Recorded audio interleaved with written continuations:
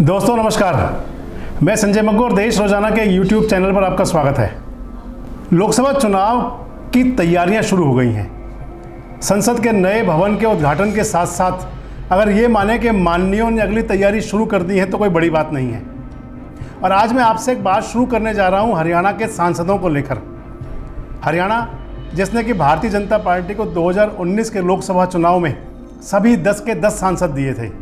वो हरियाणा जहां की कभी भारतीय जनता पार्टी कोई बड़ी से नहीं हुआ करती थी, लेकिन 2014 और 2019 के लोकसभा चुनाव में मोदी की प्रचंड लहर के अंदर हरियाणा ऐसा बहा कि 10 के 10 लोकसभा सीटों पर रिकॉर्ड वोटों से भाजपा के सांसद चुनाव जीते।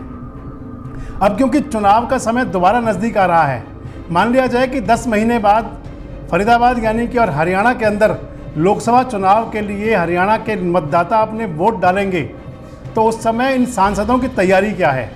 आपसे लगातार 11 दिन ये चर्चा करेंगे कि हरियाणा की 10 लोकसभा सीटों पर आने वाले समय में स्थिति क्या रह सकती है।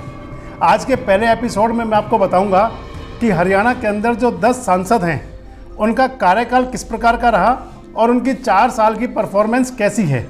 बात करेंगे सबसे पहले फरीदाबाद की। फरीदाबाद के अंदर कृष्णपाल गुर्जर 2019 के चुनाव में रिकॉर्ड वोटों से सांसद बने थे। लगभग 6 लाख वोटों से चुनाव जीतकर उन्होंने देश के 10 टॉप 10 सांसदों में अपनी जगह बनाई थी। फरीदाबाद के अंदर कृष्णपाल गुर्जर ही पहले ऐसे सांसद हुए जिन्हें कि मोदी के दोनों मंत्रिमंडल में केंद्र की वजारत में स्थान मिला। और 9 साल से वजीर रहते हुए कृष्णपाल गुर्जर ने फरीदाबाद के अंदर भले ही विकास के कार्य कितने ही किए हों, लेकिन इसके साथ साथ उनकी जो दूसरी क्वालिटी रही वो ये रही कि वे फरीदाबाद के अंदर, फरीदाबाद और पलवल दोनों जिलों में अपनी स्वीकार्यता भारतीय जनता पार्टी के नेता कार्यकर्ताओं में और आम जनों में भी बनाए रहे। मैंने आपसे पहले ही कहा है कि अगले दिनों में आपको बताएंगे कि आने वाले जो चुनाव होगा उसके अंदर लोकसभा की स्थिति क्या रह सकती है। आज मैं आपको जो बताने जा रहा हूँ उसके हिसाब से फरीदाबाद के अंदर कृष्णपाल गुर्जर ने अपना जो दबदबा बनाया था वो आज तक 9 साल में कायम है। अगली बात करेंगे गुरुग्राम की। गुरुग्राम से राव इंदरजीत सिंह लगातार दूसरी बार मोदी सरकार के अंदर, बीजेपी के अंदर दूसरी बार सांसद बने और लगातार दूसरी बार वो भी मोदी सरकार के अंदर मंत्री हैं।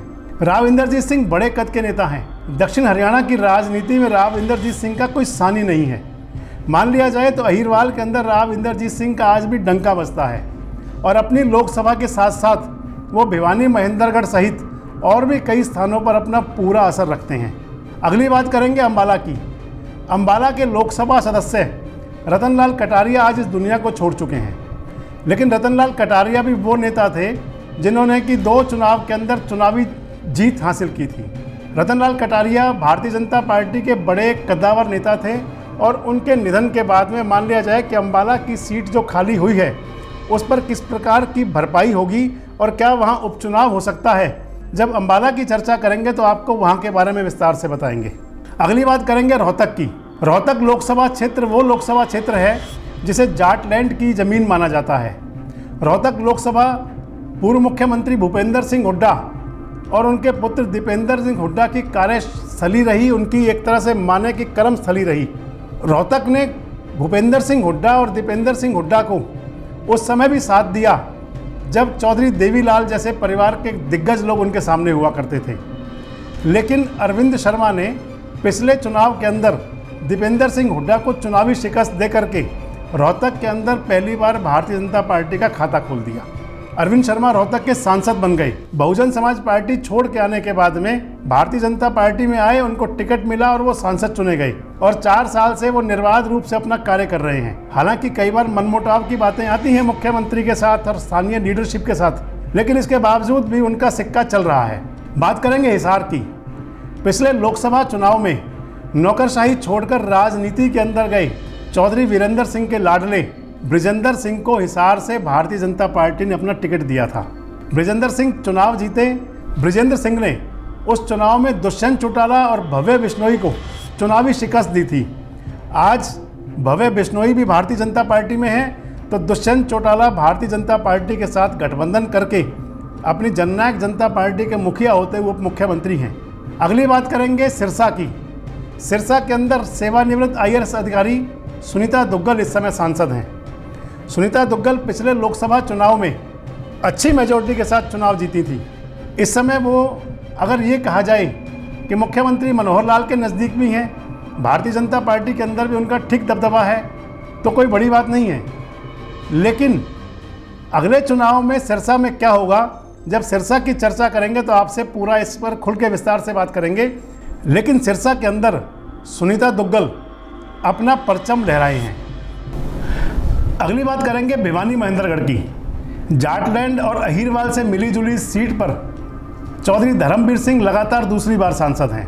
2014 के चुनाव से पहले कांग्रेस छोड़कर वो भारतीय जनता पार्टी में आए थे तो भाजपा मई हो गई। दोनों बार भाजपा ने उन पर विश्वास जताया, उनको टिकट दिया और धर्मवीर सिंह दोनों चुनावों में बड़े अंतर से चुनाव जीते। वर्तमान में धर्मवीर सिंह भी जहां जनसंवाद कार्यक्रमों के दौरान मुख्यमंत्री के साथ कदम ताल करते दिखे, वहीं भारतीय जनता पार्टी की लीडरशिप में भी अब वो रचे रमे बसे से लगते हैं। अगली बात करेंगे सोनीपत की। सोनीपत से सांसद हैं रमेश चंद कौशिक। रमेश चंद कौशिक 2014 में भी सांसद बने और 2019 में भी सांसद बने। 2014 में रमेश कौशिक भी कांग्रेस छोड़कर भाजपा में आए थे, भाजपा ने टिकट दिया था, पिछला चुनाव जीते और 2019 के चुनाव में तो रमेश चंद कौशिक ने भूपेंद्र सिंह हुड्डा को चुनाव में बड़ी शिकस्त दी थी।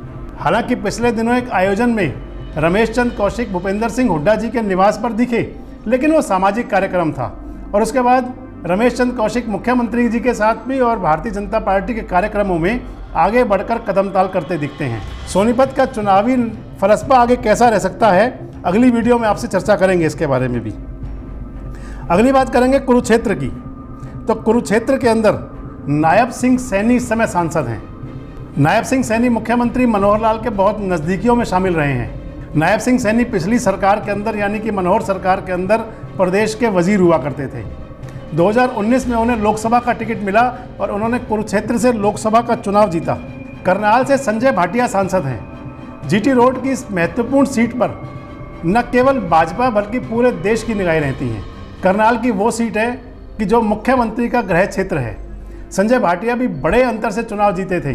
2014 के चुनाव में करनाल से पंजाब केसरी के संपादक, पंजाब केसरी के मालिक अश्विनी कुमार चोपड़ा, अश्विनी कुमार मिन्ना के नाम से जो जाने जाते थे, वो सांसद हुआ करते थे। अस्वस्थता के वजह चलते या किन्हीं भी कारणों से उनका टिकट कटा और 2019 में संजय भाटिया को टिकट मिला। संजय भाटिया मुख्यमंत्री के बहुत नज़दीकी हैं। हालांकि करनाल की हवाएं कुछ अलग इशारे कर रही हैं, लेकिन पूरी चर्चा आपसे अगले वीडियो में करेंगे। तो ये बताया आपको हमने हरियाणा की 10 लोकसभा सीटों का हाल, कि 10 लोकसभा सीटों पर जो भारतीय जनता पार्टी के सांसद हैं उनकी क्या स्थिति थी 2019 में। आने वाले दिनों में आपको बताएंगे कि आने वाले चुनाव के अंदर जो 2024 का लोकसभा चुनाव होगा, क्या इन्हीं सांसदों को टिकट मिलेगा या किसी का टिकट कट सकता है।